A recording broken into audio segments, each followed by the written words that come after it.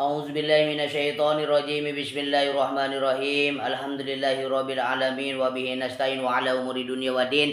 Assalatu wassalamu ala asrofil anbiya'i wal mursalin wa ala alihi wa ashabihi ahlil mujahidin tahirin amma ba'du. Alhamdulillah kawan-kawan, kesempatan pada hari yang cerah ini, di hari yang sore ini kita bisa berjumpa lagi di kajian Mu'alimin. Kita Riyadhus Shalihin 26, larangan berbuat zolim dan perintah mengembalikan hak yang terzolimi. Ini masih terusan atau lanjutan yang kemarin kawan-kawan ya. Saya bacakan hadisnya. A'udzubillahi minasyaitonirrajim. Bismillahirrahmanirrahim. Wa an Aisyah radhiyallahu anha anna Rasulullah sallallahu alaihi wasallam qala man zalama kida shibrin minal ardi tawaqahu min sab'i ardina. Muttafaq alaih. Aisyah radhiyallahu anha berkata bahwa Rasulullah sallallahu alaihi wasallam bersabda, barang siapa yang berbuat zalim meskipun hanya berupa sejengkal tanah, maka akan dikalungkan kepadanya 7 kali lipat. Ini yang kemarin ya kawan-kawan. Ini jangankan merampas harta orang itu secara luas, satu jengkal tanah pun itu tidak boleh ya, ada balasannya. Jadi teman-teman, apapun yang kita kerjakan kita harus berbuat baik, jangan berbuat zalim. Kemudian hadis 5209, ini kita kelanjutan yang kemarin. A'udzubillahi minasyaitonirrajim. Bismillahirrahmanirrahim.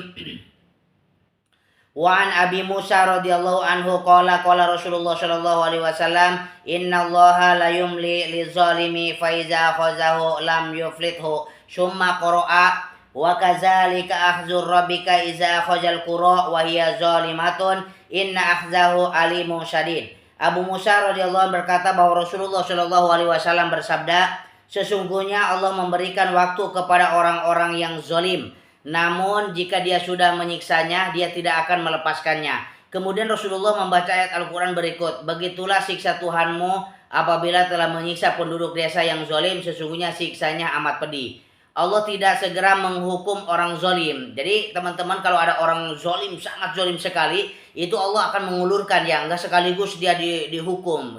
Takutnya dia dikasih kesempatan untuk bertobat ya. Jadi diulur dulu, kuat dulu tuh orang zalim ya. Sebetulnya itu Allah menguji mereka untuk senantiasa bertobat, kembali kepada Allah. Nah, jikalau diulur tidak bertobat, tidak berbuat baik lagi, hanya zalim terus, memberikan hukumnya sungguh sangat pedih. Jadi langsung dihukum oleh Allah, itu sangat pedih sekali ya teman-teman. Jadi kalau ada orang yang zalim berbuat jahatnya terus aja, itu nanti Allah akan menghukumnya sangat pedih sekali, sangat seram sekali ya. Nauzubillah min dzalik.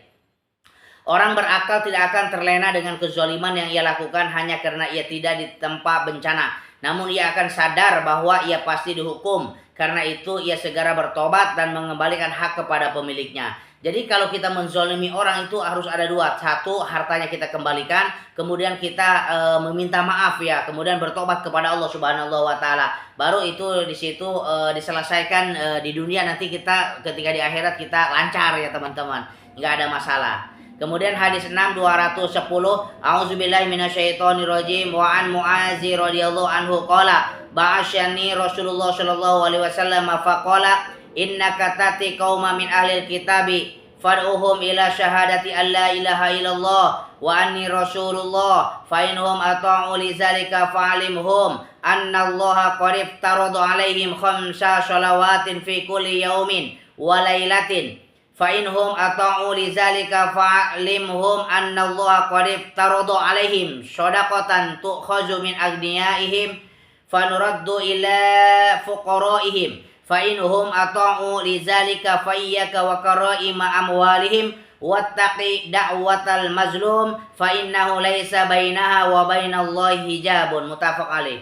Mu'adz radhiyallahu anhu berkata, Rasulullah shallallahu alaihi wasallam mengutusku lalu bersabda, sesungguhnya kamu akan mendatangi suatu kaum dari kalangan ahlul kitab. Jika kamu telah sampai kepada mereka, maka ajaklah untuk bersaksi bahwa tiada Tuhan selain Allah dan bahwa aku Muhammad adalah Rasulullah. Jika mereka telah patuh kepadamu untuk mengucapkan kalimat syahadat, maka beritahu mereka bahwa Allah telah mewajibkan sholat 5 waktu dalam sehari semalam. Jika mereka telah patuh kepadamu, beritahu mereka bahwa Allah telah mewajibkan zakat yang diambil dari orang-orang kaya di antara mereka untuk dibagikan kepada orang-orang yang miskin di antara mereka. Jika mereka telah patuh kepadamu untuk melakukan hal itu, jauhilah harta mereka dan berhati-hatilah terhadap doa orang yang terzalimi. Karena tidak ada penghalang antara doa tersebut dengan Allah Subhanahu wa Ta'ala. Jadi kesimpulan hadis ini ya, pernah Muaz itu berkata kepada Rasulullah SAW, kemudian Rasulullah mengutus Muaz untuk senantiasa mendatangi ahli kitab. Ahli kitab itu ahli kitab Injil, Taurat ya teman-teman, itu untuk didakwahkan bahwa Rasulullah SAW adalah utusan Allah. Allah ilaha illallah, tidak ada Tuhan yang berhak disembah selain Allah, wa anni Rasulullah, dan sesungguhnya Nabi Muhammad adalah utusan Allah. Kemudian ajaklah mereka untuk mewajibkan sholat 5 waktu, kemudian bersedekah, zakat. Kalau ada rezeki kita kasih ya untuk orang-orang miskin. Jadi poin yang paling manusia atau mengangkat derajat manusia itu adalah sedekah atau zakat. Jadi konsep yang paling membaguskan sekali dalam hal ekonomi itu adalah zakat. Fungsinya untuk membantu teman-teman kita atau saudara-saudara kita yang membutuhkan atau fakir dan miskin. Nah, kita pun jangan Muaz saja yang jadi utusan Rasulullah, ini sebetulnya untuk kita semua ya teman-teman. Jadi kita diwajibkan satu untuk berdakwah ya, asyhadu alla ilaha illallah wa asyhadu anna Muhammadar Rasulullah gitu. Bersaksi tidak ada Tuhan yang berhak disembah selain Allah dan Nabi Muhammad adalah utusan Allah. Kemudian jikalau kita memiliki harta lebih, maka kita bagikan kepada orang-orang miskin karena di situ ada haknya mereka fakir dan miskin. Kemudian kita bertobat dari kezaliman atau bertobat dari dosa-dosa yang kita lakukan. Nah itu teman-teman ya, hadisnya ini sangat luar biasa. Oleh karena itu kita diwajibkan untuk utama itu adalah sholat 5 waktu. Itu sholat ya, karena sholat itu adalah fardu wajib hukumnya untuk kita. Apapun keadaan kita itu tetap sholat. Sebelum dilakukan perang terhadap orang-orang kafir, kita diharuskan untuk mengajak mereka masuk Islam terlebih dahulu. Jadi kita itu tidak mencari gara-gara. Kita ajak dulu, dakwah dulu ya. Kita perhatikan, kita kasih tahu informasi tentang Islam, kemudian akhlaknya, kemudian ajaran Islam, kemudian apa yang dihalalkan oleh Islam, apa yang diharamkan oleh Islam. Nah, kemudian kita tunjukkan laqad kana lakum fi Rasulillahi uswatun hasanah ya, karena suri teladan itu ada dalam diri Rasulullah SAW. Jadi kita mengajak itu ketika dakwah harus hikmah wal mau'izatil hasanah ya, dengan penuh kebaikan, dengan penuh cinta dan kasih. Kemudian zakat dikumpulkan dari orang-orang kaya di suatu daerah dan dibagikan kepada orang-orang miskin di daerah tersebut. Jika masih ada sisa baru dialihkan ke daerah lain. Jadi teman-teman, kalau zakat itu untuk mensejahterakan seluruh umat manusia ya. Itu kita utamakan yang dekat dulu, jangan yang jauh dulu ya, utamakan keluarga dulu, kemudian yang dekat dulu, tetangga kita, saudara kita semua, udah bayar semua baru ke yang jauh. Itu etikanya ya. Jadi supaya kita benar-benar mengetahui mana yang fakir, mana yang benar-benar miskin, dan mana yang benar membutuhkan, sehingga apa yang kita salurkan itu tepat pada sasaran. Kemudian petugas zakat tidak boleh memilih harta terbaik sebagai zakat. Jika dilakukan ini merupakan kezaliman. Petugas zakat tidak boleh memilih harta terbaik sebagai zakat jika dilakukan ini merupakan kezaliman. Peringatan untuk tidak berbuat zalim karena doa orang yang terzalimi pasti dikabulkan. Nah, dalam hadis ini kita hidup itu harus hati-hati ya, jangan menyakiti atau menzalimi orang lain.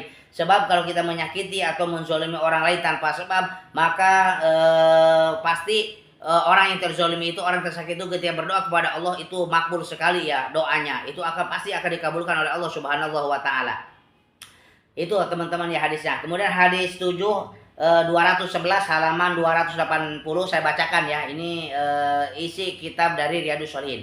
A'udzubillahi minasyaitonirrajim. Wa an Abi Humaidin Abdurrahman bin Sa'di Sa'idi radhiyallahu anhu qala asta'mala an-nabiy sallallahu alaihi wasallam rajulan minal azdi yuqalu lahu ibnu lutbiyati ala shadaqati. Falamma qadima qala hadza lakum wa hadza udiya ilayya. Faqama Rasulullah sallallahu alaihi wasallam alal minbari fahamidallahu wa ansa alaihi wa asna alaihi summa qala wa amma ba'du fa inni astami'u rajula minkum 'alal amali mimma walladni Allah fayati fayaqulu hadza lakum wa hadza hadiyatun udiyat ilayya afla jalasa fi baiti abihi au ummihi hatta tatiyahu hadiyatuhu in kana shadiqan.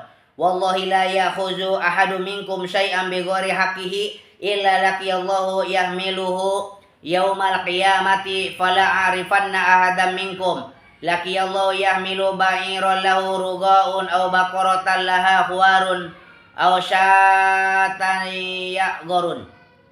Summa rafa'a yadayhi hatta ru'ya bayadu ibtaihi faqala Allahumma hal balagtu, muttafaq alaih. Ini hadis lumayan panjang teman-teman, saya bacakan.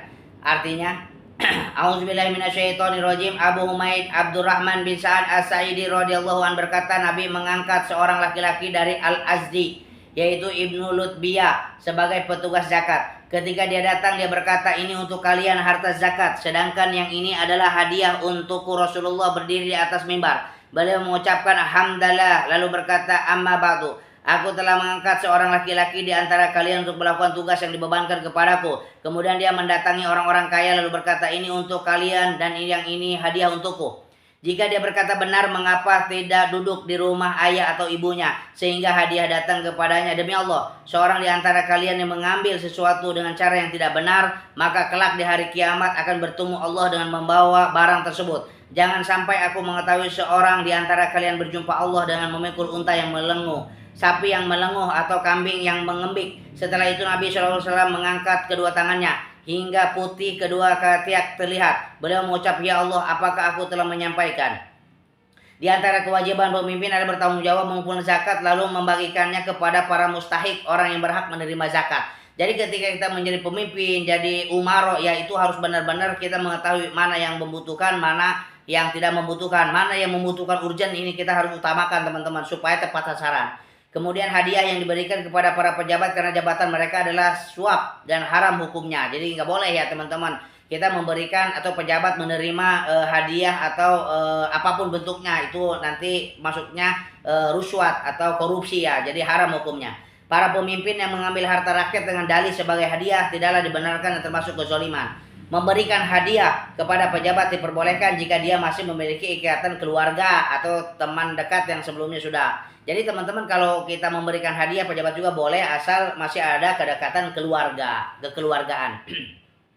Manfaatkan jabatan untuk kepentingan pribadi tidak dibenarkan. Barang siapa yang mengambil harta orang lain lalu di dunia belum tersingkap, maka pada hari kiamat Allah akan mengumumkannya di hadapan seluruh manusia lalu memberinya hukuman. Nauzubillah min zalik. Hadis 8 212 wa an Abi Hurairah radhiyallahu anhu an Nabi sallallahu alaihi wasallam qala man kanat indahu mazlamatu li akhihi min irdihi aw min syai'in falyatahallalahu minhu al-yawma qabla an la yakuna dinarun wala dirhamun in kana lahu amalun shalihu ukhiza minhu biqadari mazlamatihi wa illam yakul lahu hasanatun ukhiza min sayyiati sahibihi fahumila alaihi. Abu Hurairah radhiyallahu anhu berkata bahwa Rasulullah SAW bersabda, barang siapa yang mempunyai mazlamah, sesuatu yang dimiliki dengan cara yang tidak benar milik orang lain, baik itu yang berkaitan dengan kehormatan atau yang lain, maka sebaiknya hari ini ia diminta dihalalkan. Sebelum datang hari di mana dinar dan dirham tidak bermanfaat lagi, jika ia mempunyai amal sholih, maka akan diambil sesuai dengan mazlamnya. Jika ia tidak mempunyai kebaikan, maka akan diambil dari keburukan orang tersebut lalu dibebankan kepadanya. Nauzubillah min dzalik. Jadi benar teman-teman, jadi apa yang kita kerjakan ini baik itu akan datang kepada kita, kemudian suatu kezaliman pun apa yang kita lakukan itu akan datang kepada kita.